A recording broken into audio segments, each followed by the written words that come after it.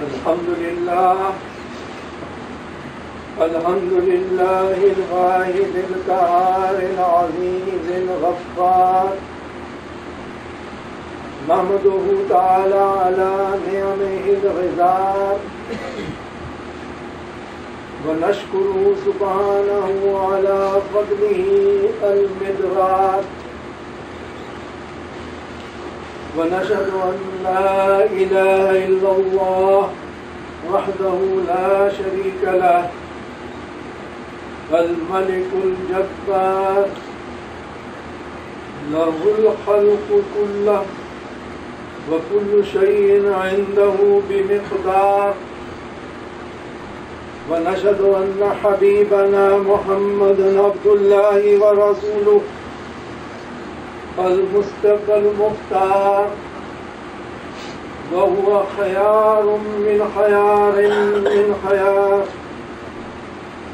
صلى الله عليه وسلم وعلى آله وصحبه الأبرار المجاهدين منهم المهاجرين منهم والأنصار والتابعين الأخيار صلاة وسلاما متعاقبين ما تعاقب الليل والنهار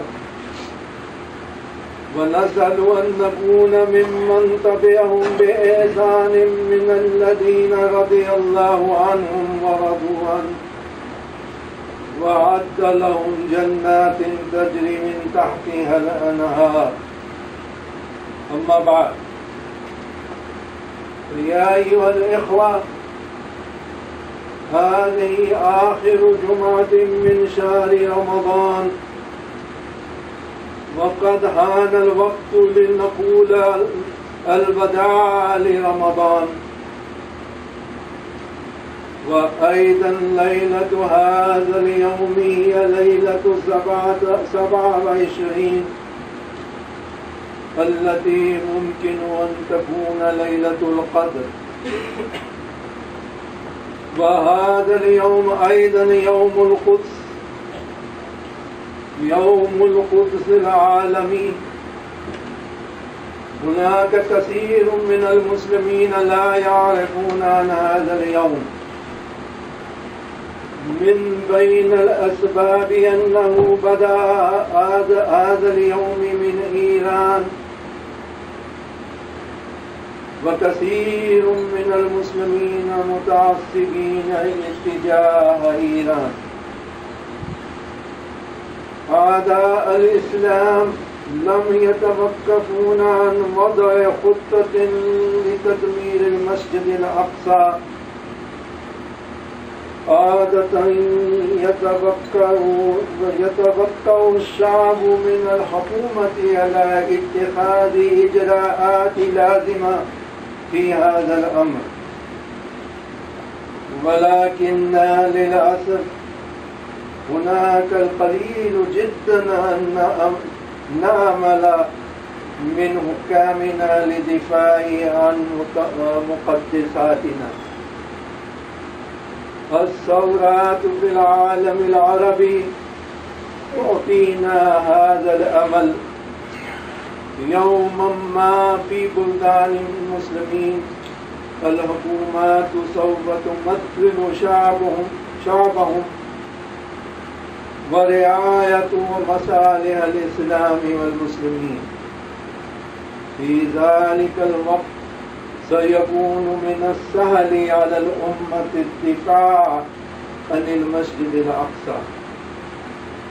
في نفس الوقت علينا أن نفعل ما في وسعنا من الأشياء التي يمكن القيام بها هي كالتالي: أولا القيام بجهد لتشجيع الحريات والعدالة في بلدان المسلمين.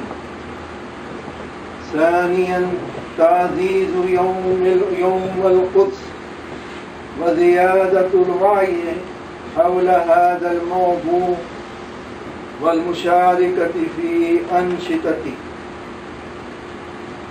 ثالثا مقاطعة الشركات التي تدعم الصهاينة في اغتصاب أراضي الفلسطينية وظلمهم للشعب الفلسطيني وتهديدهم للمسجد الأقصى. توجد أسماء هذه الشركات على شبكة الإنترنت.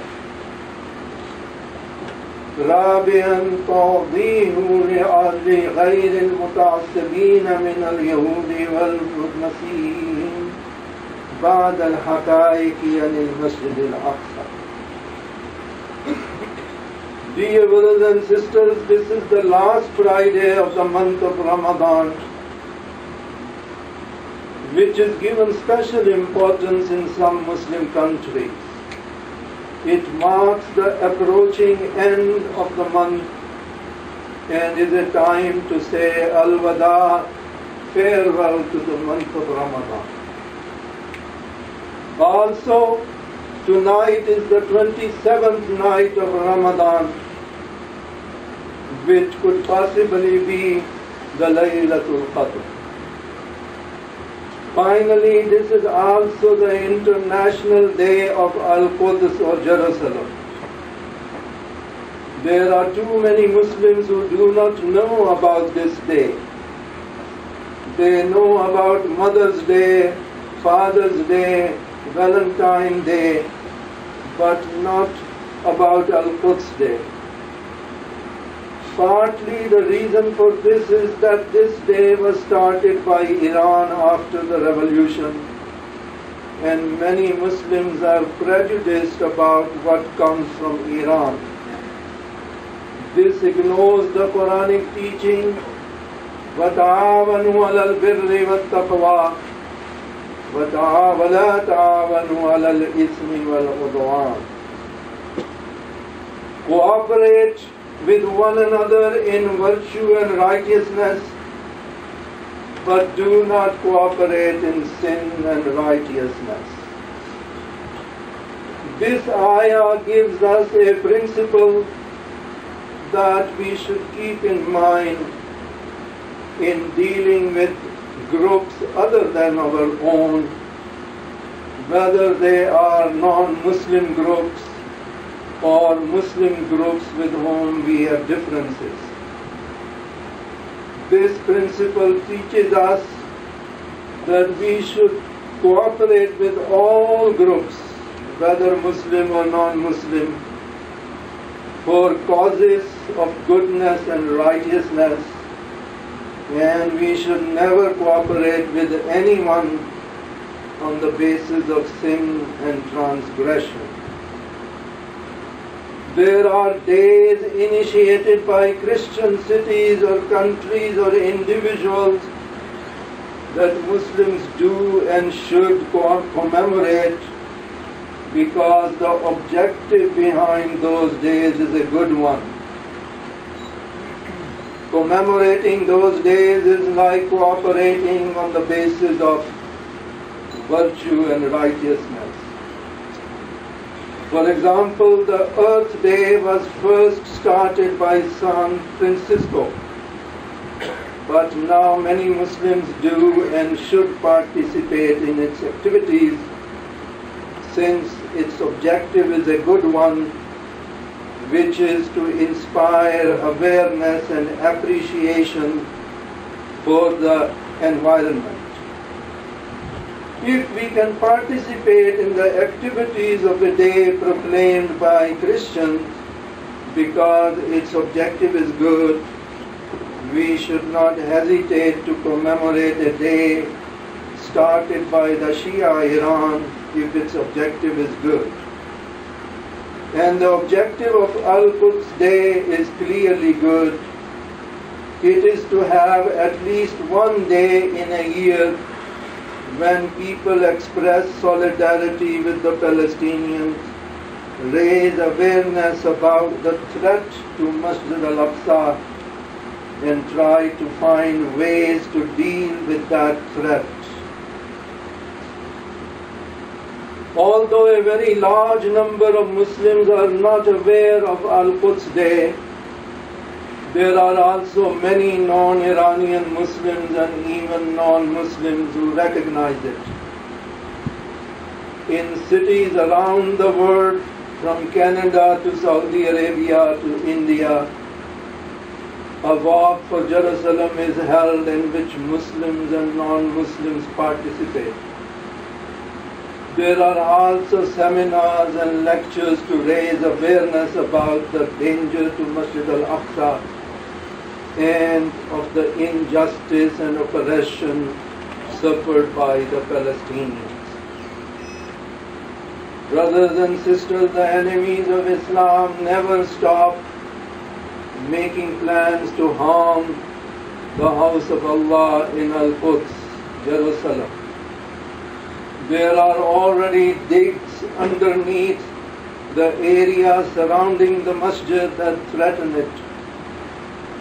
Recently, a synagogue was built only about 400 meters from the masjid, which only increases the threat.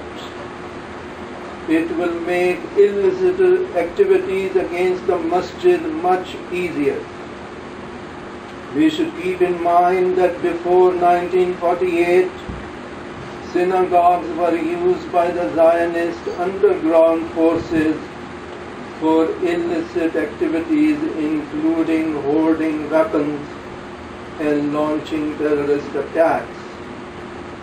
It is also relevant to note that nearly 1,200 mosques and 200 churches have been destroyed by the Zionists, and their rebuilding is prohibited by law. This only confirms that destroying houses of worship of other religions comes easy to the Zionists. Allah will insha'Allah defend His house in Jerusalem. There are two ways in which He defends His houses. Sometimes He does so without any human effort. This is what He did for the Kaaba when the Ethiopian general Abraha came to destroy it. Without any human intervention, Allah protected His house by sending birds that bombarded Abraham's army with pebbles, as the Quran describes it. وَلَمْ تَرَ كَيْفَ فَعَلَ رَبُّكَ بِأَصْحَابِ الْفِيلِ أَلَمْ يَجْعَلْ كَيْدَهُمْ فِي تَضْلِيلٍ وَأَرْسَلَ عَلَيْهِمْ طَيْرًا أَبَابِيلَ تَرْمِيهِمْ بِحِجَارَةٍ مِّن سِجِّيلٍ فَجَعَلَهُمْ كَعَصْفٍ مَّأْكُولٍ. Have you not considered how your Lord dealt with the people of the elephant? Did He not cause their plot to go wrong and send down upon them birds in flocks, casting against them stones of baked clay? So He rendered them like straw eaten up. But generally Allah defends His houses of worship through people, not through supernatural means. He says in His book,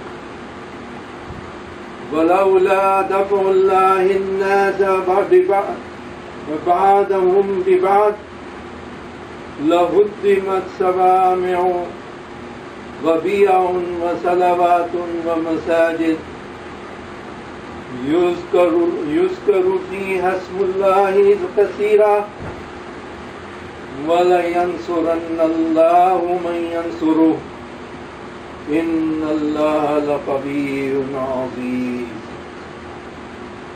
And had there not been repelling by Allah of some people by others, certainly there would have been pulled down monasteries and churches and synagogues and mosques in which Allah's name is much remembered, and surely Allah will help him who helps his cause.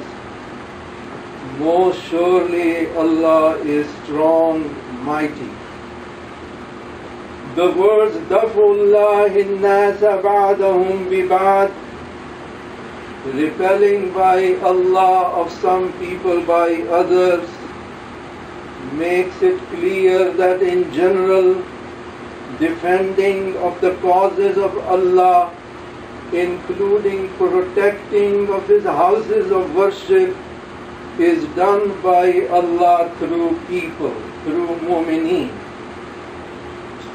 And the words وَلَيَنْصُرَنَّ اللَّهُ مَنْ يَنْصُرُهُ إِنَّ اللَّهَ لَقَوِيٌّ عَزِيزٌ, these words promise that Allah will help those who will help Him to defend His houses, for He is surely strong and mighty. Of course, Allah does not need anyone's help. Helping Allah simply means striving to defend houses of worship and the victims of injustice. And this striving is ultimately for our own good, both in this life and the akhirah. This is made clear in another verse. وَمَنْ جَاهَدَ فَإِنَّمَا يُجَاهِدُ لِنَفْسِهِ إِنَّ اللَّهَ لَغَنِيٌّ عَنِ الْعَالَمِينَ. And whoever strives in the cause of justice and protection of his houses, he strives only for himself. Surely Allah is not in need of the words. Ya ibadallah, barakallahu lana wa lakum fil Qur'anil azim, wa nafa'na wa iyyakum bil ayati wal dhikril hakim. إنه تعالى جواد كريم مالك بر رؤوف رحيم. يا أيها الذين آمنوا اصبروا وصابروا ورابطوا واتقوا الله لعلكم تفلحون واستغفروا ربكم إنه غفور رحيم. أستغفر الله لي ولكم ولسائر المسلمين. الحمد لله الذي هدانا للإسلام ومن علينا ببعثة خير الأنام. نحمده تعالى على نعمه العظام ونشكره على آلائه الجسام، ونشهد أن لا إله إلا الله الملك القدوس السلام، ونشهد أن نبينا محمدا عبده ورسوله القدوة الإمام، صلوات الله عليه وسلامه وعلى صحبه الكرام.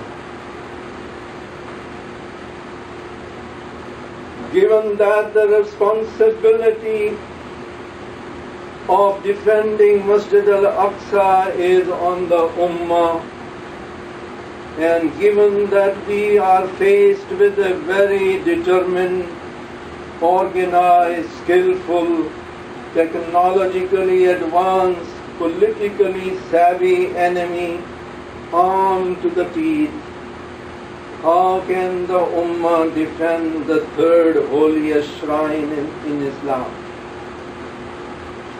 One normally looks towards the government to take necessary actions in such matters, but unfortunately there is very little we can expect from our rulers at this point in time.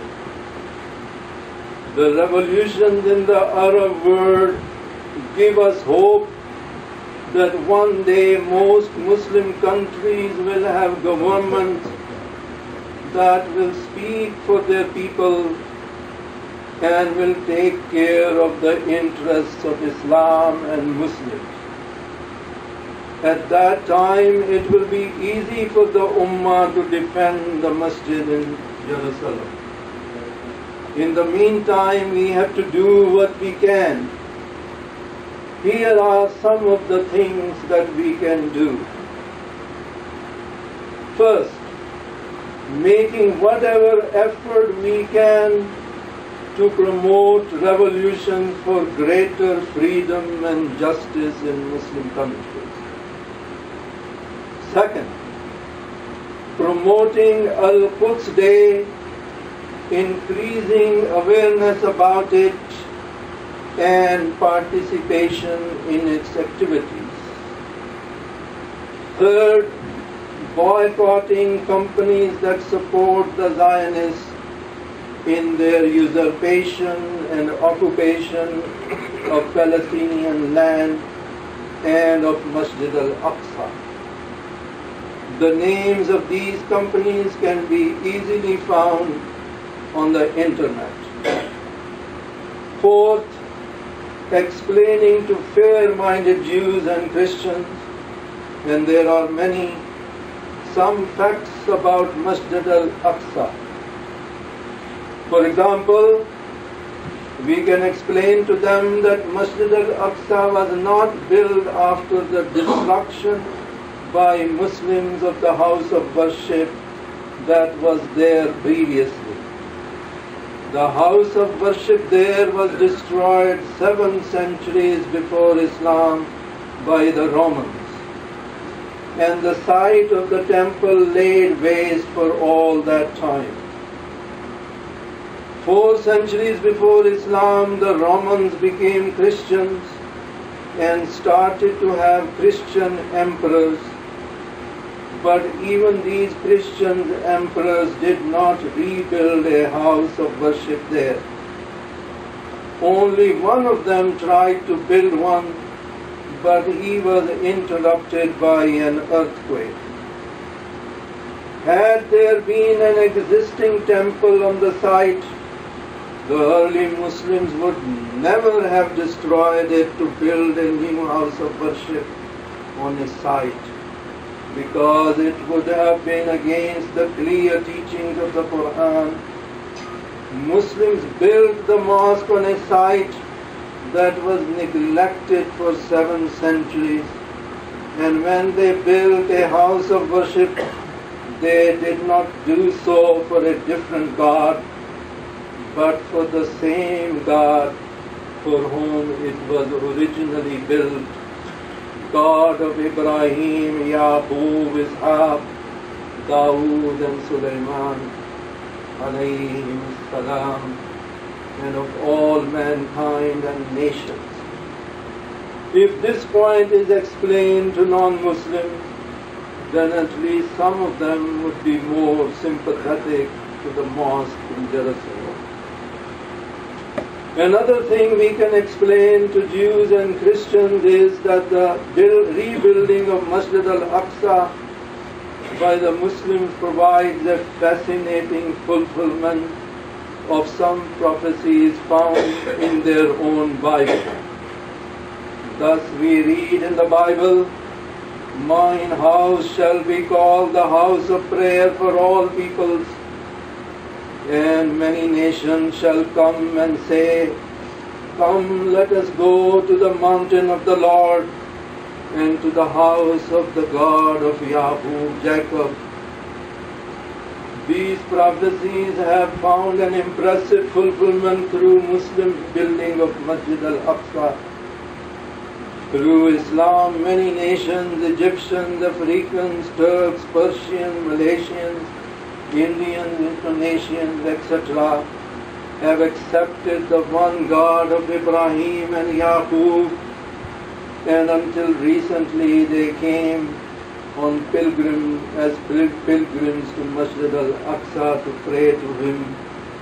In this way, through the Prophet sallallahu alaihi wasallam, the house of Allah in Jerusalem truly and for the first time became the house of worship for all people, just as some passages in the Bible predict. Brothers and sisters, tonight is the 27th night of Ramadan, which may possibly be the Lailatul Qadr. Some people think as if this is the Lailatul Qadr. This belief is based on ignorance of ahadith. Lailatul Qadr comes on different nights in different years. It does not come always on 27th of Ramadan. But the tradition of doing qiyam and zikr and fiqh all night on the 27th night of Ramadan is a good tradition. If every Ramadan we do that, then over the years there is a good chance that in one of those years we will encounter this blessed night. So do much zikr and fiqh tonight.